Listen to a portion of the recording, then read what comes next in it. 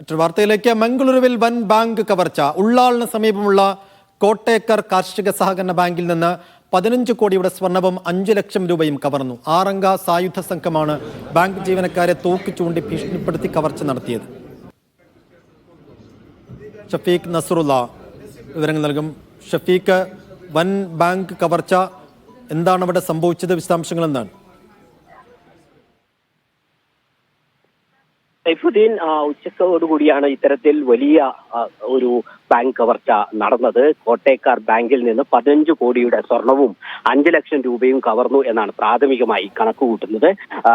സായുധധാരികളായ തോക്ക് കൊണ്ടുവന്ന ഒരു സംഘം ഈ ബാങ്കിൽ അതിക്രമിച്ച് കയറുകയും അതിനുശേഷം അവിടെ ഉണ്ടായിരുന്ന ജീവനക്കാരെ ഈ തോക്കിന് മുൻപിൽ നിർത്തി ഭീഷണിപ്പെടുത്തി ഇതിന്റെ ലോക്കറിൽ തുറപ്പിച്ച് ആ ലോക്കറിലുണ്ടായ സ്വർണമാണ് കവർന്നെടുത്തത്. ഈ ഉള്ളാളിന് സമീപമാണ് ഈ കോട്ടയക്കാർ കാർഷിക സഹകരണ ബാങ്ക് ഉള്ളത്. അതിന്റെ KC റോഡ് ശാഖയിൽ നിന്നായിരുന്നു ഇത്തരത്തിൽ ഭീകരമായൊരു കവർച്ച നടന്നത്. 6 പേരടങ്ങുന്ന തോക്ക് ഉപയോഗിച്ചുള്ള 6 പേരടങ്ങുന്ന സംഘമാണ് ഈ കവർച്ചയ്ക്ക് പിന്നിലെന്ന് പോലീസ് കണ്ടെത്തിയിട്ടുണ്ട്. അതിന്റെ CCTV ദൃശ്യങ്ങൾ പുറത്തു വന്നിട്ടുണ്ട്. ബാങ്ക് ജീവനക്കാരെ തോക്ക് ചൂണ്ടി ഭീഷണിപ്പെടുത്തുകയായിരുന്നു. അതിനുശേഷം ഈ സംഘം ചാരനിറത്തിലുള്ള ഒരു Fiat കാറിൽ രക്ഷപ്പെട്ടു. ഈ തോക്കുകളും വാളുകളുമായി അക്രമികൾ ബാങ്കിലേക്ക് ഇരച്ചു കയറുകയായിരുന്നു. അവിടെ 3 വനിതാ ജീവനക്കാരുണ്ടായിരുന്നു, ഒരു പുരുഷ ജീവനക്കാരനുണ്ടായിരുന്നു. അതോടൊപ്പം തന്നെ ഈ CCTV ദൃശ്യങ്ങൾ, CCTVയുടെ സാങ്കേതിക തടസ്സങ്ങളൊക്കെ പരിഹരിക്കുന്നതിന് വേണ്ടി ഒരു ടെക്നീഷ്യൻ ആ ബാങ്കിൽ എത്തിയിരുന്നു. ആ ടെക്നീഷ്യനെയും ഭീഷണിപ്പെടുത്തി അതിനുശേഷമായിരുന്നു ഈ കവർച്ച നടത്തിയത്.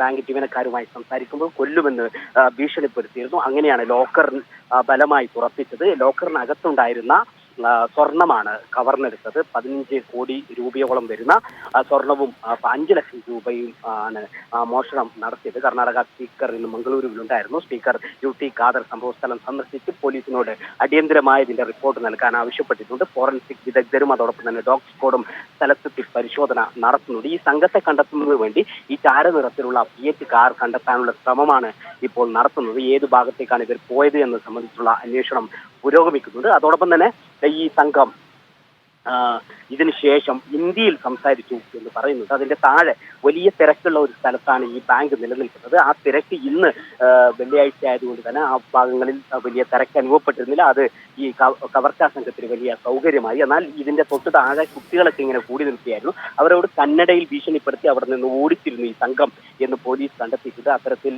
ഒരു മൊഴിയും പോലീസിന് കിട്ടിയിട്ടുണ്ട്. അപ്പം ഹിന്ദിയും കന്നഡയും സംസാരിക്കുന്ന ഒരു സംഘമാണ്, 6 അംഗ സംഘമാണ് ഈ തോക്ക് ഉപയോഗിച്ചും കത്തി ഉപയോഗിച്ചും ഭീഷണിപ്പെടുത്തി ബാങ്കിനകത്ത് പ്രവേശിക്കുകയും ബാങ്കിൽ നിന്ന് വലിയ രൂപത്തിൽ സ്വർണവും പണവും കവർച്ച നടത്തി എന്നാണ് നമുക്ക് മനസ്സിലാവുന്നത്. ഇപ്പോൾ ഫോറൻസിക് വിദഗ്ധരും അതോടൊപ്പം തന്നെ ഡോഗ് സ്ക്വാഡും സ്ഥലം സന്ദർശിച്ച് അതിന്റെ വിശദമായ പരിശോധന നടത്തുന്നുണ്ട്. ഒരു കാറിൽ Fiat കാറിലാണ് ഇവർ രക്ഷപ്പെടുന്നത്. ആ കാർ കണ്ടെത്താനുള്ള ശ്രമവും പോലീസ് നടത്തുന്നുണ്ട്. ഷഫീഖ് നസറുള്ളയാണ് വിശദാംശങ്ങൾ.